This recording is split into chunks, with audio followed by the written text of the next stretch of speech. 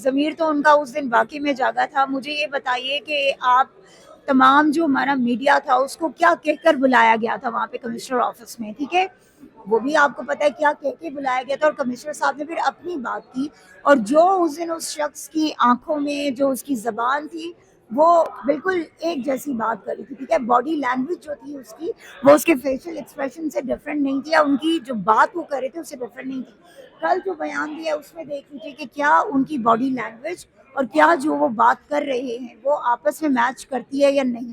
دوسری چیز یہ کہ اگر ہم نے کسی کو ورغلانا ہوتا, اگر جو ہے پاکستان تحریک انصاف نے کسی سے بیان دلوانا ہوتا تو ہم اپنے آر او سے جو ہے بیان دلوا لیتے. ہمارا تو آر او ہی آج دن تک ہمیں مل نہیں رہا ہے. تو کمشنر کو بیسیکلی وہی اغوا برائے بیان والی بات ہے کہ ان کو جو ہے وہ پریشرائز کیا گیا ہے, ٹھیک ہے, اور ان سے زبردستی جو ہے وہ یہ چیز جو ہے وہ کروائی جا رہی ہے. اب پاکستان تحریک انصاف کے خلاف ان کا جو پہلا بیان تھا وہ بالکل حقیقت ہے, اور اس کے ایویڈنسز جو ہیں وہ موجود ہیں سب کے سامنے.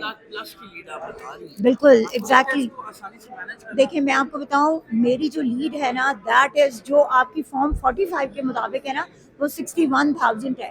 ہم تو جو ابھی تک کلیم کر رہے ہیں وہ 51,000 پلس کر رہے ہیں, لیکن جو ایکچوئل لیڈ ہے وہ 61,000 ہے, ٹھیک ہے. تو بات یہ ہے کہ ہم ڈیفینیٹلی ہم تمام فورمز ایکسہاسٹ کریں گے, اور انشاءاللہ تعالی ہم اپنی عوام کا مینڈیٹ اتنی آسانی سے چرانے نہیں دیں گے. کمنٹ یہ کرتے ہیں تحریک لبیک پاکستان یقین طور پر آپ کی مخالف جماعت کے طور پر الیکشن لڑی, لیکن اب بھی ہم دیکھ رہے ہیں کہ وہ آپ کی کامیابی کو آپ کو مبارکباد دے رہے ہیں. اب لگتا ہے کہ احتجاج میں بھی آپ کے ساتھ کھڑے ہوں گے جو باقی تمام جماعتوں سے آپ نے رابطہ کیا ہے.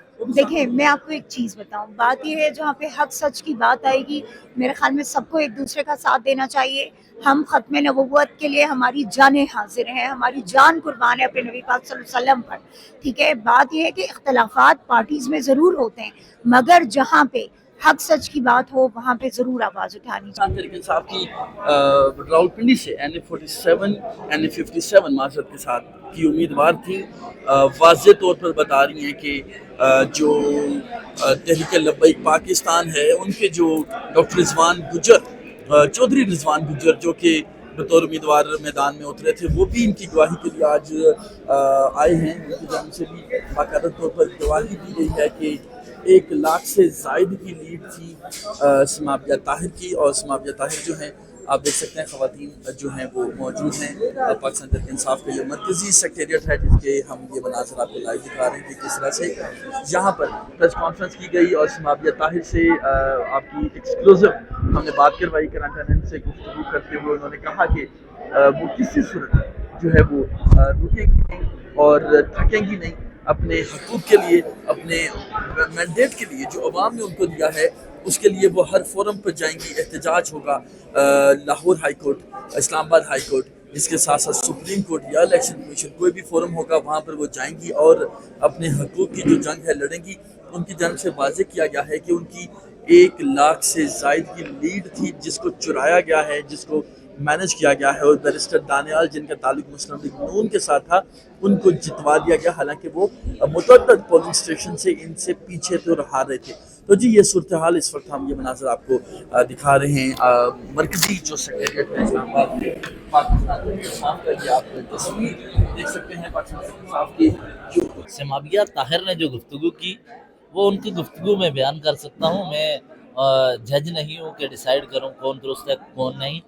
عدالت میں معاملہ آتا ہے تو یہ پتہ چلے گا, لیکن یہ دعویٰ کر رہی ہیں کہ ان کو ووٹ ملے اور فارم 45 کے تحت وہ جیت رہی ہیں, ان کا دعویٰ ہے. مخالف صحافی کی سمتن کہا جاتا ہے, آپ کی کیا رائے ہے کہ یہ جو خصوصاً پنڈی ڈویژن میں ہوا, آپ کو کیا لگتا ہے کہ معاملہ ہے کیا؟ دیکھیے میں چونکہ اسلام آباد میں NA46 کو خود مانیٹر کر رہا تھا, وہاں کی حد تک میں کہہ سکتا ہوں کہ دھاندلی میرے سامنے ہوئی. آر او آفس کو بند کیا گیا, نتائج روک دیے گئے, سب کچھ کیا گیا. رات پوری میں آر او آفس کے باہر کھڑا رہا, وہاں تک کی بات میں کر سکتا ہوں.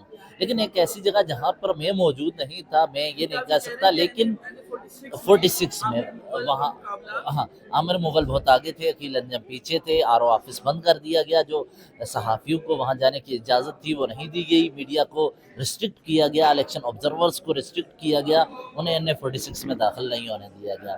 میں پورے ملک کا اس لیے دعویٰ نہیں کر سکتا کہ میرے سامنے سب کچھ نہیں ہوا, اور دوسرا جو میرے سامنے ہوا وہ دھاندلی نظر آئی، اور وہ الیکشن کے حوالے سے جو چیف الیکشن کمشنر کے دعوے تھے وہ اس کے برخلاف سب کچھ ہو رہا تھا. صرف میڈیا ہی نہیں، الیکشن آبزرورز کو بھی دخل نہیں ہونے دیا گیا آر او آفس میں. تو اس کے بعد جو ہمارے پاس نتائج آ رہے تھے وہ اکثریت میں پی ٹی آئی کے عامر مغل جیت رہے تھے. پھر ایسا ہوا کہ آر او آفس بند ہو گیا، رات پوری بند رہا، اگلے دن صبح اچانک اعلان کر دیا گیا عقیل انجم کی جیت کا. تو جہاں تک میں اپنے تجربے کی بات کر سکتا ہوں. حیدر شیرازی جی جیو نیوز سے وابستہ ہیں اور تحریک انصاف کو کور کرتے ہیں. اہم جو بات ہے وہ بتا رہے ہیں کہ ان کے مطابق NA46 میں جو نتائج ہیں وہ مختلف تھے اور الیکشن کی بات تھی اور اس دوران بھی بات